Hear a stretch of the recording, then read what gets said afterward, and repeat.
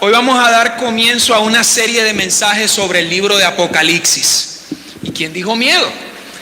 Este es un libro que de principio a fin nos muestra la esperanza gloriosa que solo en Cristo podemos encontrar. Una esperanza que es mucho más grande de lo que cada uno de nosotros nos podamos imaginar. Así que perdamos el miedo. A mí me costó al principio, perdamos el miedo a leer, a estudiar, a meditar en esta hermosa parte de la palabra de Dios. De hecho, recordemos lo que vimos la semana pasada en el verso 3 de Apocalipsis, donde dice: bienaventurado o dichoso, supremamente feliz, dicen algunas versiones, el que lee y los que oyen las palabras de la profecía y guardan, obedecen las cosas que están escritas, porque el tiempo está cerca. Es por esta razón, mis hermanos, que hemos titulado esta serie 7 mensajes de esperanza. Cartas a las iglesias del Apocalipsis y a nosotros hoy. Pero quizás alguno de ustedes pudiera pensar: ¿por qué hacer una serie sobre unas cartas que no fueron escritas para nosotros? O como esta semana una persona me dijo: Raúl, lo que pasa es que mira, la Biblia fue escrita hace tantos años y los tiempos han cambiado tanto, las cosas son tan diferentes que yo no creo que haya que cambiarla, pero hay cosas que no están vigentes hoy. ¿Será que entonces necesitamos una nueva revelación para la iglesia de Cartagena? ¿O será que tenemos que actualizar la Biblia, como dijo otro señor por ahí? Por supuesto que no, mis hermanos.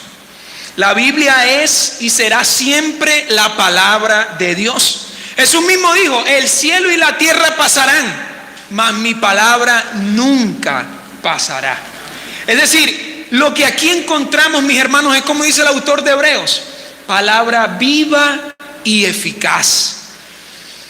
Está escrito no solo para los oyentes originales, sino para nosotros hoy, iglesia. Está escrita no para que la podamos leer un par de veces como podemos leer cualquier otro libro y listo. No, la Biblia, mis hermanos, fue escrita para todos aquellos que habrían de creer en Cristo por todas las generaciones. Aquí encontramos principios que están fundamentados en la naturaleza de un Dios eterno, de un Dios que no cambia, de un Dios que no se marchita, de un Dios que no pasa de moda. Ese mismo que le dijo a Juan antes de escribir esta revelación: yo soy el alfa y el omega, el principio y el fin, el que es, el que era y el que ha de venir, el todopoderoso. Así que, mis hermanos, tenemos en nuestras manos la palabra de un Dios eterno, la palabra de un Dios que ha existido desde el principio, la palabra de un Dios que no cambia de parecer, que no cambia de perspectiva, que no dice: bueno, si es verdad, los tiempos han cambiado, tengo que sacar una nueva Biblia. No, mis hermanos, tenemos la eterna palabra de nuestro Dios. Y que sus palabras, que sean, como decía el salmista, más dulces que la miel. Que sean, como también decía el salmista, medicina para nuestros huesos. Y no siendo más, mis hermanos, veamos en esta serie de 7 mensajes que fueron escritos para 7 iglesias en particular, pero también para nosotros hoy. Veamos en esta serie no solamente una carta para aquella iglesia, sino también una carta para nosotros. Esta será una serie en la que examinaremos de cerca a 7 iglesias. 7 iglesias, por cierto, reales. No fueron 7 iglesias figurativas, fueron iglesias reales que existieron en ciudades reales. De hecho, ilustraremos cada uno de los mensajes con las imágenes de los restos arqueológicos que hoy se pueden ver y que se han encontrado de cada una de las ciudades donde estaban ubicadas estas iglesias. Pero también nos examinaremos a nosotros mismos, hermanos. Nos examinaremos como iglesia y nos examinaremos como cristianos a la luz de esta revelación, a la luz de lo que Dios mismo le dijo a esta iglesia. Y es por eso que las iglesias del Apocalipsis son una descripción general de lo que sería la condición de las iglesias locales en toda la historia de la humanidad. Y a medida que avancemos en la reflexión, y atención con esto, a medida que avancemos en la reflexión de cada una de las cartas, nos vamos a dar cuenta lo maravilloso que es nuestro Dios, porque cada una de las cartas tienen una misma estructura. El Señor fue preciso en cada carta a través de revelar algo acerca de Él, revelar un atributo respecto a quién es Él, elogiarlos por aquello que estaban haciendo bien, confrontarlos con su pecado, llamarlos al cambio y finalmente darles la esperanza que solo a través de sus promesas podemos encontrar. Nos vamos a dar cuenta cómo el Señor es maravilloso, cómo el Señor es bello, mis hermanos. Así que yo les pido que estén atentos a este patrón, que incluso puedan anotar cada una de estas características en común que tienen estas cartas, y que veamos cómo nos muestran esa hermosa esperanza, esa gloriosa esperanza. Así que yo le pido a mi amiguita Abril que les comparta algo que hemos preparado a cada uno. Abril, por favor. Y que juntos podamos leer desde el capítulo 2 de Apocalipsis, versos del 1 al 7. Y esta vez no se preocupe si no trajo su Biblia, porque tenemos ahí a Abril que nos está apoyando, pero preocúpese por traerla. Apocalipsis 2 del 1 al 7. Y esperemos a que Abril les entregue esta carta, mis hermanos. Esta vez yo voy a estar leyendo desde la Nueva Versión Internacional, que es, entre otras cosas, la misma que está escrita. Y dice así: escribe al ángel de la iglesia de Éfeso. Esto dice el que tiene las 7 estrellas en su mano derecha y se pasea en medio de los 7 candelabros de oro. Conozco tus obras, tu duro trabajo y tu perseverancia. Sé que no puedes soportar a los malvados y que has puesto a prueba a los que dicen ser apóstoles, pero no lo son, y has descubierto que son falsos. Has perseverado y has sufrido por mi nombre sin desanimarte. Sin embargo, tengo en tu contra que has abandonado tu primer amor. Recuerda de dónde has caído, arrepiéntete y vuelve a practicar las obras que hacías al principio. Si no te arrepientes, iré y quitaré de su lugar tu candelabro. Pero tienes a tu favor que aborreces las prácticas de los nicolaitas, las cuales yo también aborrezco. Y finaliza esa carta corta pero bastante profunda en el verso 7.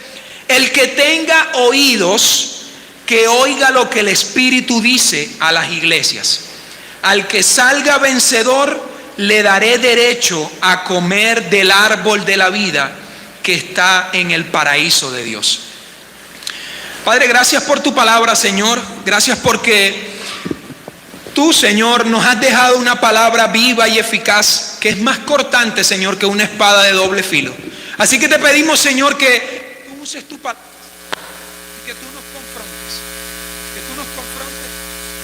y que podamos ser, Señor, penetrados por ella, para gloria de tu nombre, Señor, para edificación de tu iglesia y para el cambio de nuestras vidas. En Cristo Jesús. Amén. Gracias.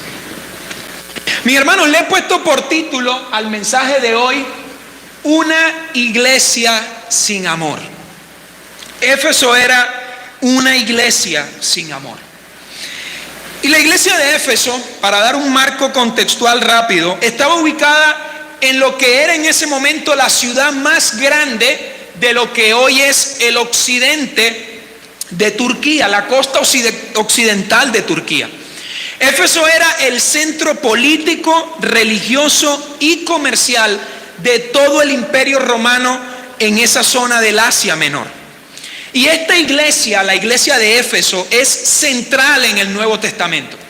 De hecho, es la misma iglesia a la que Pablo escribe unos años antes la carta que conocemos como Efesios. Y que Pablo, efectivamente, junto a Priscila y Aquila, esta pareja hermosa, fue quien sembró el evangelio en esta ciudad en su segundo viaje misionero. Y mis hermanos, fue esta la iglesia en la que Pablo llevó a cabo su ministerio más extenso. Fue el lugar, fue la ciudad en la que Pablo permaneció más tiempo trabajando. Se cree que fueron alrededor de 3 años. Pero además, Éfeso fue la iglesia pilar que sirvió para expandir el evangelio en toda esa zona del Asia Menor. De hecho, algunos especialistas creen que Éfeso fue la iglesia que fundó cada una de estas iglesias que vamos a ver en Apocalipsis. Éfeso se encargó de plantar el resto de las iglesias que hoy encontramos. Así que, mis hermanos, si ustedes quieren saber un poquito más y quieren ampliar el contexto respecto a esta particular iglesia, pueden leer desde el capítulo 18 hasta el capítulo 20 de Hechos de los Apóstoles, cómo Lucas, como un historiador espléndido, desarrolla esa historia en la que Pablo fue, sembró el evangelio, luego se fue, luego regresó en su tercer viaje, y cómo esta iglesia tuvo unos conflictos importantes. Sin embargo, mis hermanos, es importante aclarar que esta fue una iglesia que se enfrentó a una cultura compleja. Era una cultura profundamente idólatra, pero al mismo tiempo intelectual. Pero por sobre todo, una cultura llena e infectada de mucha brujería. En esta ciudad habían lugares para importantes discusiones filosóficas. Habían los intelectuales de la época mejor preparados. De hecho, se llegó a construir la tercera biblioteca más grande de todo el Imperio Romano, que son las ruinas que alcanzamos a ver ahí, es la biblioteca de Celso. Y los efesios, además de ser considerados como los intelectuales de la época, eran conocidos por sus profundas prácticas ocultas de brujería, de hechicería y de ocultismo. Pero adicionalmente a eso, como para ponerle al pastel una más, adoraban a la diosa griega Artemisa, la cual después fue identificada con Diana, la diosa romana de la naturaleza y la fertilidad, y tenían el templo que en su momento fue una de las 7 maravillas del mundo, dedicado a esa diosa y en adoración a esa diosa. En ese contexto nace la iglesia de Éfeso. En ese contexto, Pablo, Aquila y Priscila llevan el evangelio de Cristo. Los cristianos a los que fue dirigida esta carta enfrentaron esta realidad. Todo este marco contextual, mis hermanos, fue lo que rodeaba a esta iglesia. Y para aquellos que son un poquito escépticos, quisiera aprovechar para mostrar cómo la historia de Éfeso, mis hermanos, valida la confiabilidad de la Biblia. Y yo quisiera que pudiésemos ver un par de imágenes. Sandra, ayúdame ahí. Esto que están viendo ustedes aquí, mis hermanos, son los restos intactos. Ojalá que el Señor nos provea y podamos hacer un viaje hasta allá, porque esto está tal cual, o sea, esto es intacto. Estos son los restos del mismo anfiteatro en el que casi matan a estos discípulos de Pablo llamados Gayo y Aristarco. Si ustedes leen Hechos 19, se van a dar cuenta cómo a raíz de la predicación del evangelio se formó un alboroto y llevaron a estos hombres a ese anfiteatro. Y gloria al Señor que no soltaron a los leones y que no estaba Pablo ahí. Pero fue en ese mismo. Si quieres vas pasando, Sandra, el resto de las imágenes para que los hermanos la puedan ver. Esto es una pequeña muestra, mis hermanos, porque pueden revisar todo lo que hay respecto a esta iglesia de Éfeso. Pero esto es una pequeña muestra de que la Biblia, mis hermanos, es un documento histórico confiable. De que la Biblia es la palabra de Dios. Así que, teniendo todo este trasfondo en mente y no ahondando más, veamos los detalles de esta carta. Veamos los detalles, examinemos con lupa a esta iglesia sin amor. Y lo primero que podemos observar es que hay un atributo de Cristo revelado en esta carta, la cual, por cierto, vale la pena también acotar que Juan escribe desde la isla de Pasmos, alrededor de unos 100 kilómetros de distancia, para ser entregada a cada uno de los pastores y ancianos de estas iglesias locales. Ojo al dato, por favor. Estas cartas fueron entregadas a los ancianos de cada iglesia, los cuales son identificados como ángeles en este texto. Solo que la palabra ángel en el Nuevo Testamento no solamente se utiliza para referirse a esos seres espirituales, sino también a seres humanos que llevan un mensaje. De hecho, en griego, ángelos significa literalmente mensajero. Así que estas cartas fueron enviadas a través de cada uno de los mensajeros, a través de cada uno de los ancianos de estas iglesias locales. Y Cristo comienza revelando un atributo respecto a quién es Él. Y dice el primer versículo de este capítulo 2 de Apocalipsis: esto dice el que tiene las 7 estrellas en su mano derecha y se pasea en medio de los 7 candelabros de oro. Raúl, ¿cómo así? ¿Qué significa esto? Y ahí es cuando comenzamos a creer que el Apocalipsis es complejo y que eso mejor no lo tocamos. Pero si nos devolvemos al verso 20 del capítulo anterior, vamos a ver que el significado es sencillo. El verso 20 dice que las 7 estrellas son los mensajeros de las 7 iglesias y los 7 candelabros son las 7 iglesias. Sencillo. Cristo le está diciendo a los efesios y nos está diciendo a nosotros hoy que Él tiene las 7 estrellas en su mano derecha y se pasea en medio de los 7 candelabros de oro. En otras palabras, Cristo tiene la autoridad, el señorío, y por tanto está presente en medio de la iglesia. El hecho de que Él tenga a las estrellas en su mano derecha nos muestra que Él está en control, nos muestra que Él tiene autoridad. Y el hecho de que Él se pasee en medio de los candelabros nos muestra que Él está presente en medio de su iglesia. La iglesia de Cristo, mis hermanos, en medio de cualquier circunstancia, no estará desprovista del cuidado y del sostén de nuestro Dios. Tampoco experimentará la ausencia de su presencia. Él estará en medio de su amada novia, aun cuando ésta ni siquiera lo reconozca. Asimismo, aquellos que tenemos el privilegio de llevar el mensaje, aquellos que somos esas 7 estrellas que están en su mano derecha, podemos descansar tranquilos. Podemos descansar tranquilos, pastor, al saber que estamos en su mano derecha. Podemos descansar porque es Dios quien está en control absoluto de su iglesia. La promesa de Cristo, desde el primer momento que se mencionó iglesia en el Nuevo Testamento, y que se lo dijo a quien quedaría como pastor, fue la siguiente: yo edificaré mi iglesia y las puertas del Hades no prevalecerán contra ella. Él es el gran pastor de las ovejas, mis hermanos.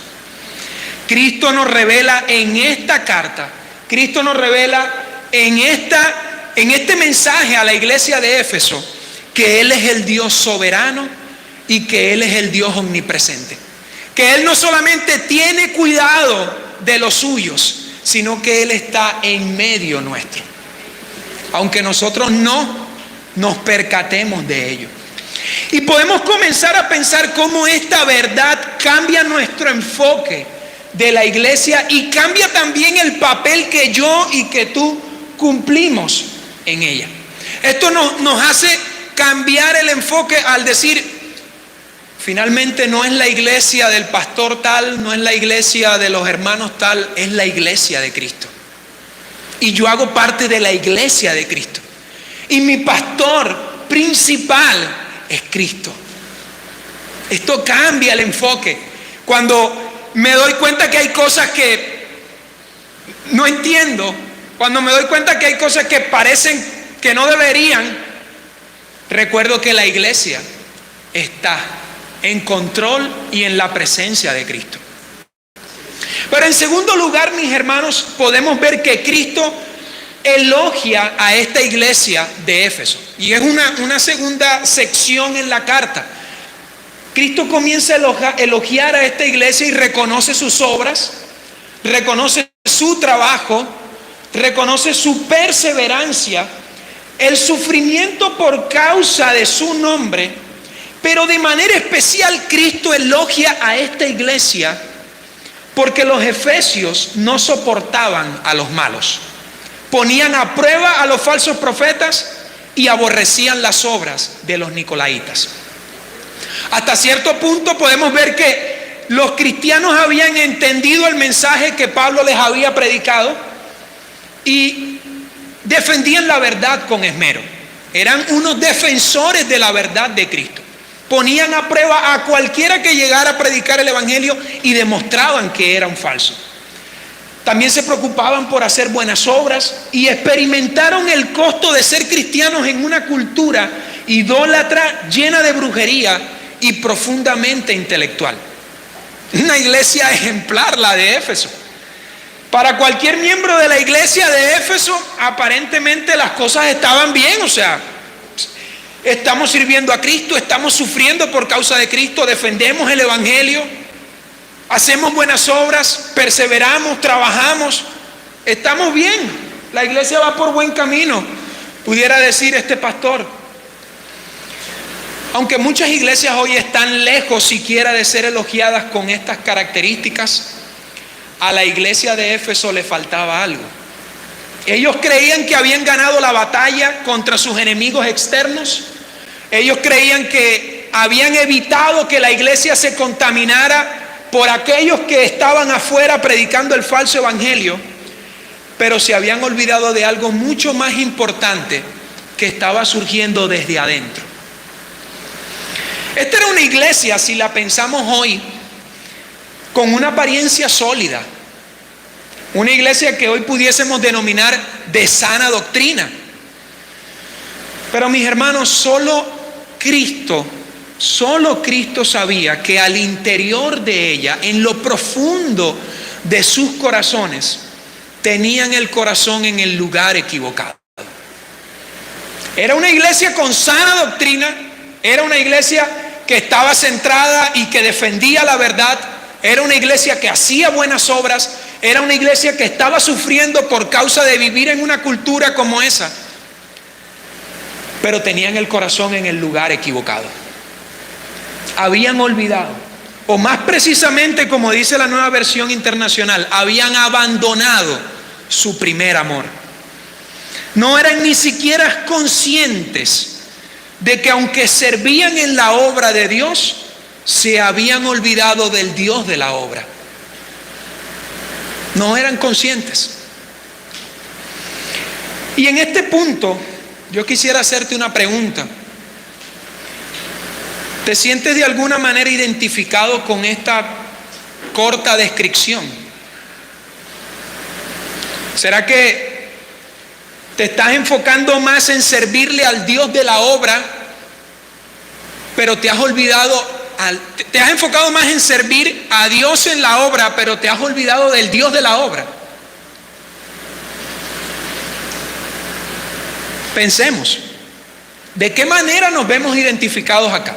No solamente es para la iglesia de Éfeso, es para nosotros hoy este mensaje.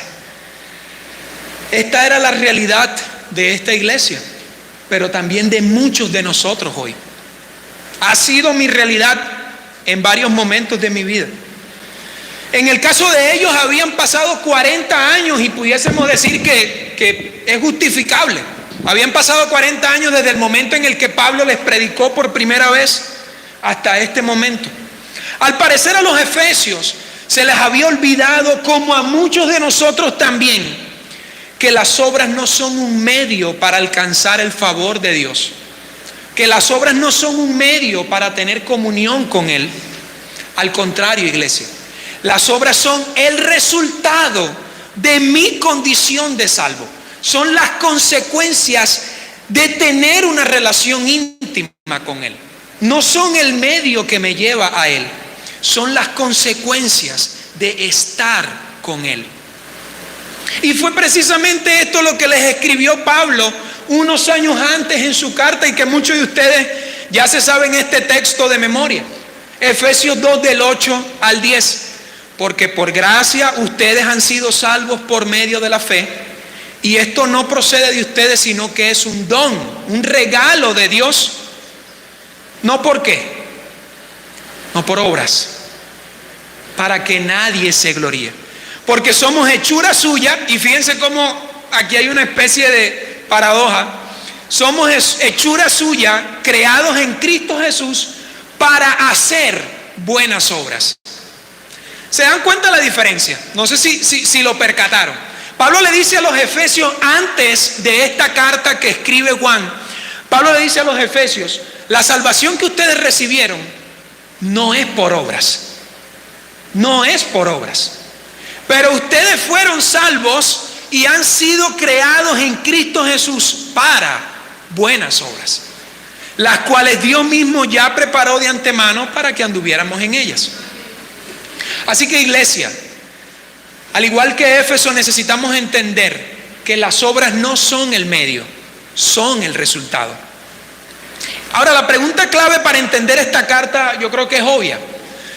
¿Cuál es el primer amor que perdieron los efesios? ¿Y cuál es ese primer amor que tú y yo podemos haber perdido o estamos en riesgo de perderlo? La respuesta a esta pregunta, iglesia, es sencilla, pero a la vez compleja. Pudiéramos responder rápidamente diciendo que el primer amor es Cristo mismo. Los efesios habían abandonado su relación con quien los amó. Él y solo Él es la fuente del verdadero amor en nuestras vidas. Él es nuestro amor de origen, ya que Él nos ha amado primero. Juan dice en su primera carta: todo aquel que ama es nacido de Dios y conoce a Dios. Y el que no ama no ha conocido a Dios. ¿Por qué? Porque Dios es amor. Él no tiene amor, Él es amor. Es la expresión más completa y total del verdadero amor. Ahora, por otro lado, el primer amor no solamente es Cristo, y esto es un poquito difícil de explicar porque quizás no todos lo entiendan, pero el primer amor que perdieron los efesios es el hecho de que también nuestra primera experiencia, esa asombrosa experiencia con el maravilloso amor de Dios, es el primer amor del que aquí se habla. Ese momento en el que las cadenas del pecado se rompieron y el acta en nuestra contra fue anulada. Ese momento en el que nuestros ojos fueron abiertos y vimos la luz del Evangelio. Ese primer encuentro con Cristo. Ese momento en el que nuestros corazones de piedra fueron transformados en corazones de carne. No existe una experiencia, mis hermanos, en este mundo que se pueda comparar a esa experiencia. No existe un momento, no hay una comparación que pueda equipararse a ese primer amor con Cristo. Quizás algunos lo entiendan, quizás otros no. Quizás algunos todavía no lo hayan experimentado. Pero ¿recuerdas lo que pasó en tu vida en el momento en el que Cristo te salvó? ¿Recuerdas esa primera experiencia de su amor? Ese momento en el que por primera vez y de manera genuina, no dándote golpes en el pecho, sino doblando tus rodillas, le pediste a Dios perdón por tus pecados. ¿Te acuerdas de ese primer momento? Olvidar esa experiencia no es otra cosa que dejar de amar a Dios con la misma gratitud, con la misma entrega y con el mismo compromiso que tuvimos en ese momento. Dejar de tener la plena convicción de que aunque nuestros pecados fueron muchos, su gracia fue aún mayor. Tener la plena seguridad de que donde abundó el pecado, sobreabundó su gracia. Y que aquel que murió en la cruz nos abrazó y nos dijo: hijo, vete y no peques más. Ese amor, mis hermanos, fue tan ancho como para alcanzarnos a pesar de lo lejos que estábamos de Él. Intenta recordarlo. Ese amor fue tan largo como para perdurar por toda la eternidad y nunca abandonarnos. Ese amor fue tan alto como para poner nuestra mirada en las cosas de arriba, y tan profundo que lo llevó a entregar a su propio Hijo en nuestro lugar. Si nuestro corazón llega en algún momento a olvidarse de estas verdades, No importa, iglesia, escucha bien, no importa qué tan doctrinalmente correctos seamos, no importa qué tantas buenas obras hagamos, no importa qué tanto suframos por su nombre, habremos caído al igual que la iglesia de Éfeso. Quiero repetir esta verdad. Si nuestro corazón llega en algún momento a olvidarse de estas verdades, si llegamos a en algún momento desestimar y menospreciar el gran amor de Dios, ese primer amor que nos perdonó, que nos salvó, que rompió las cadenas del pecado, que nos libró de la esclavitud en la que estábamos, si algún día nos olvidamos de ese primer amor, no importa qué tanta Biblia tú sepas, no importa qué tantas obras tú hagas, estaremos caídos. Y en ese sentido quiero que veamos un principio de vida que nos muestra esta carta. Y es que, iglesia, podemos tener la doctrina correcta, podemos refutar a los falsos maestros, podemos hacer buenas obras, pero si abandonamos nuestro primer amor, hemos caído. Ese es el principio que nos muestra la iglesia sin amor. Y esto no sé si les recuerda las palabras de Pablo en su momento a los Corintios, en el capítulo 13. Les pido que me acompañen en esta lectura. Primera de Corintios 13, los primeros 3 versículos. Miren cómo esto encaja a la perfección. Y Pablo lo pone, yo creo que en una estaca más arriba, porque Pablo dice: si hablo en lenguas humanas y angelicales, pero no tengo amor, no soy más que un metal que resuena y un platillo que hace ruido. Si tengo el don de profecía y entiendo todos los misterios y poseo todo el conocimiento y tengo todas las certificaciones y tengo 2 doctorados y conozco la Biblia y me la he leído completa, y si tengo una fe que lograra trasladar montañas, pero me falta amor, no soy nada. Y ojo al verso 3. Si reparto entre los pobres todo lo que poseo, ojo, no solamente el diezmo, si reparto todo lo que tengo, entrego todas mis posesiones y entrego incluso mi propio cuerpo para que lo consuman las llamas, pero no tengo amor, nada soy. Unas versiones dicen: nada gano con eso. No importaría nada, iglesia. No importa el conocimiento que tengas, no importa las obras que hagas, no importa tu servicio, si te has olvidado del primer amor.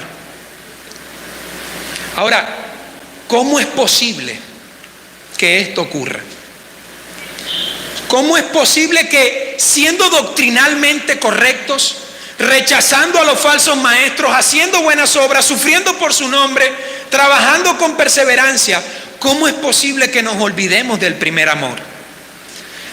La razón no es otra: el enemigo interno que tenemos, que mora en nuestros corazones, ese pecado que vive en nosotros. Mis hermanos, una de las características más horrorosas del pecado es el hecho de que el pecado reduce la visión y el alcance del amor de Cristo en nuestras vidas. El pecado hace que nosotros comencemos a ver a Cristo como si un buen maestro, sí, él murió en la cruz, sí, entregó su amor, sí, fue un ejemplo. El pecado hace que comencemos a ver a Cristo más pequeño cada vez. Hace que veamos a Cristo y su amor por nosotros con menos importancia que al principio. Y terminamos dándole prioridad a otras cosas, hasta el momento menos pensado, en el que no nos damos cuenta y hemos olvidado ese primer amor. Cristo se convierte para nosotros, y Cristo es para nosotros la misma fuente de alegría que cualquier otra cosa de este mundo, sino por debajo. Ahora, lo hermoso de estas cartas, y nos vamos a dar cuenta, es que el Señor no solamente confronta a la iglesia con su pecado y le dice: tengo algo contra ti y es que has olvidado tu primer amor y te vas para el infierno, ¿no? El Señor le dice, sí, tengo algo contra ti. Hay algo en nuestra contra y es que has olvidado tu primer amor. Pero el Señor no solamente los confronta y los deja a la deriva, desprovistos de su gracia, sino que Él añade la solución al problema. Y Él hace que dejen de mirar al piso decepcionados y tristes porque se han olvidado del primer amor y levanten su mirada y pongan la mirada en Él. Y dice el verso 5 de Apocalipsis 2, lo tenemos ahí en la hojita: recuerda de dónde has caído. Iglesia de Éfeso, pero también Iglesia Gracia Abundante, querido hermano, querida hermana, querido amigo, recuerda de dónde has caído, arrepiéntete y vuelve a practicar las obras que hacías al principio. Es decir, Cristo nos está haciendo una invitación a que meditemos en la condición en la que estábamos cuando experimentamos ese primer amor. Cuando Él dice, iglesia, recuerda de dónde has caído, Él recuerda la posición en la que estabas cuando me conociste. Recuerda que fuiste libertado del pecado. Recuerda que fuiste adoptado por gracia. Recuerda que el acta que había en tu contra fue anulada. Recuerda que fuiste limpiado de todos tus pecados. Recuerda que iniciaste un proceso de santificación. Recuerda lo que yo hice por ti en la cruz. Recuerda ese amor que te alcanzó. El Señor nos llama a recordar de dónde hemos caído. Que pensemos en aquel lugar en el que pudimos deleitarnos en su presencia. En el momento en el que Él secó nuestras lágrimas. El momento en el que Él nos dio un nuevo corazón. Que recordemos ese momento. Quizás algunos de ustedes, mis hermanos, se sientan identificados con toda esta descripción. Quizás digan, sí, esto es para mí. Y quizás podamos estar pensando en que verdaderamente perdimos el primer amor sin darnos cuenta. Perdimos ese primer amor. O quizás podemos estar convencidos que estamos a punto de olvidarlo. Y recordamos aquellos momentos en los que leía más la Biblia, tenía más temor del Señor. Añoramos aquellos momentos pensando, ¿qué pasó? ¿Por qué ahora estoy así? ¿Por qué? ¿Por qué me cuesta hacer lo que al principio no?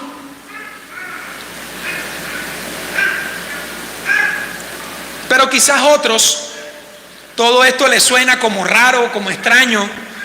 Y aunque llevan tiempo asistiendo a la iglesia y conociendo acerca de Dios, tendrán que preguntarse, ¿experimenté alguna vez el amor de Dios? Pensémoslo también.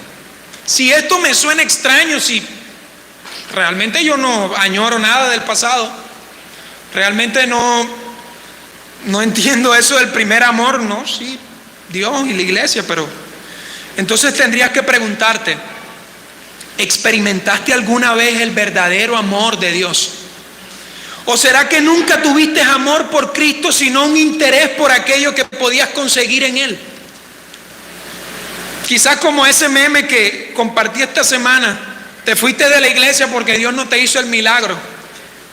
Y Pablo te mira a punto de ser decapitado. ¿Realmente has experimentado el amor de Dios?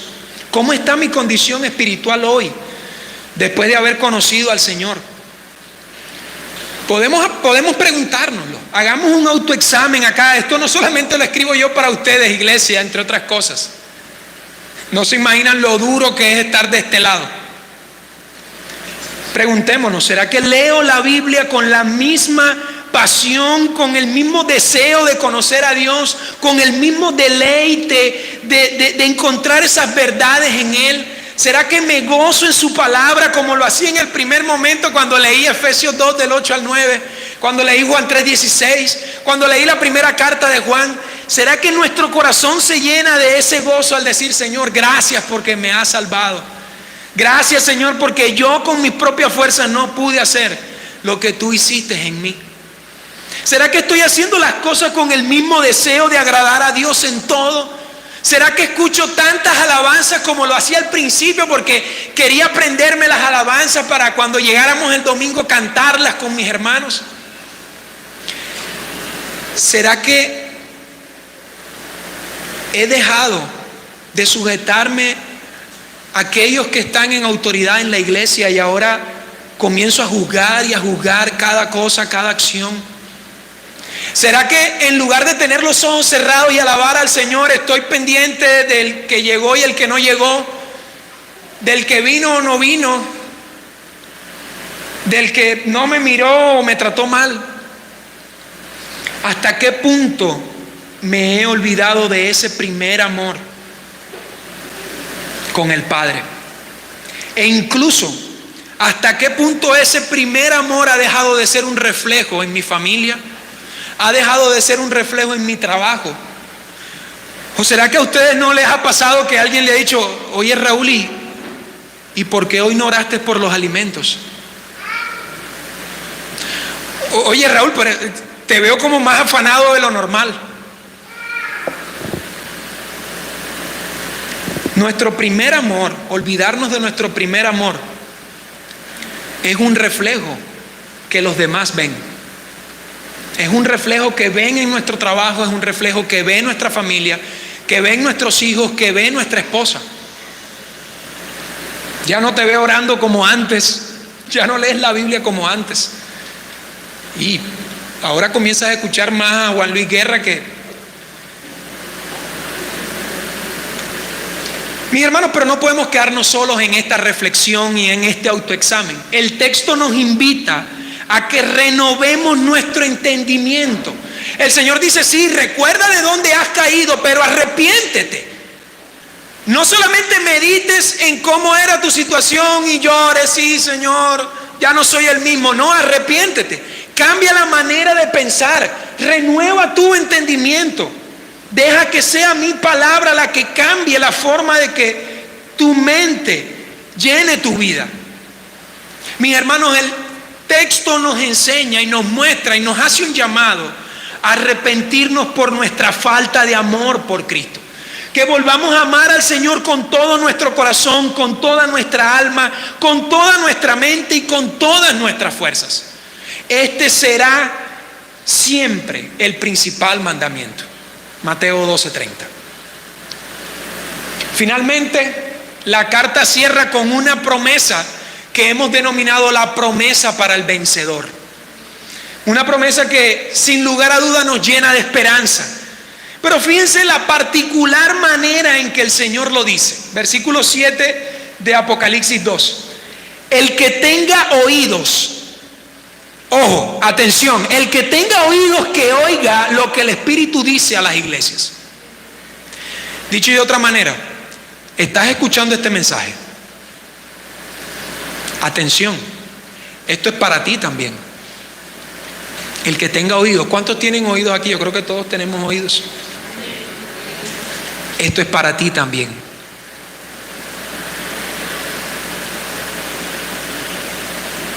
Dios quiere que escuchemos, mis hermanos, que en Él tenemos esperanza, pero en Él tenemos victoria. A una iglesia que perdió su primer amor, Cristo le dice una promesa para el vencedor. Y esto no es más que un recordatorio que llena nuestros corazones de total seguridad en aquello que Cristo tiene preparado para quienes le aman. Y dice a continuación ese verso 7: al vencedor le daré derecho a comer del árbol de la vida que está en el paraíso de Dios. Al vencedor le daré a comer del árbol de la vida que está en el paraíso de Dios. Y no quiero puntualizar en esto, pero si recuerdan la semana pasada ese cuadro que veíamos, podemos ver un contraste entre aquel árbol que desecharon y aquel árbol por el cual fueron expulsados del jardín del Edén, y cómo ese primer inicio Dios hizo todo bueno, Pero como ahora el Señor nos muestra no un árbol, y nos vamos a dar cuenta a través de cada una de las cartas, sino un paraíso mucho más espectacular, una nueva Jerusalén que descenderá desde los cielos, cuyo mar será de cristal, cuyas calles serán de oro. Mis hermanos, veremos cómo el futuro es mucho más glorioso que el pasado. Cómo aquella condición que añoramos hoy y que quizás perdimos, el Señor hará que sea mucho más hermosa, mucho más preciosa que cuando le conocimos. Así que, mis hermanos, la Biblia sí dice que somos vencedores. Dice: al vencedor le daré el derecho de comer, le daré el derecho de participar, de estar en esta hermosa ciudad. Y nos muestra una de las promesas más hermosas, y es que somos más que vencedores, sí, pero por medio de aquel que nos amó. Él fue el vencedor, Él ha triunfado, Él venció y nos ha dado el regalo de su victoria. En resumen, veamos cómo este cuadro nos muestra rápidamente el atributo de Cristo revelado, nos muestra los elogios y el pecado de esta iglesia, nos hace un llamado al cambio, nos hace un llamado al arrepentimiento, nos hace una exhortación y nos muestra finalmente una promesa para el vencedor. Y es posible que ahora entiendas que en este momento de tu vida definitivamente abandonaste tu primer amor, o que nunca lo conociste. Y hoy el Señor nos dice y te dice a través de su palabra que vengamos a Él con un corazón arrepentido, que vengamos a Él con un corazón dispuesto a servirle, pero con la plena seguridad de que Él venció por nosotros, con la certeza de que Él nos ha prometido que tendremos morada en ese hermoso lugar. Él nos dice, al igual que al pueblo de Israel en su momento: de ti recuerdo el cariño de tu juventud, tu amor de novia, de cuando me seguías en el desierto por tierra no sembrada. Santo eras para mí, primicias de tu cosecha. El Señor nos dice: ven y pongámonos a cuenta, búsquenme mientras pueda ser hallado. Así que yo te invito, mi hermano, que te pongas de pie y que hoy podamos orar ante el Señor.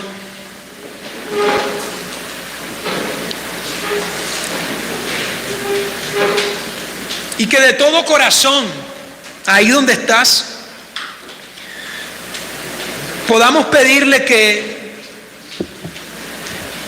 Él nos lleve de nuevo a su primer amor, que Él llene nuestro espíritu de su amor, que Él nos ayude a experimentar su presencia cada día, como en ese primer momento, o que Él hoy nos llene y podamos experimentar hoy ese amor tan grande, ese amor tan alto, ese amor tan ancho, ese amor tan largo, ese amor tan profundo.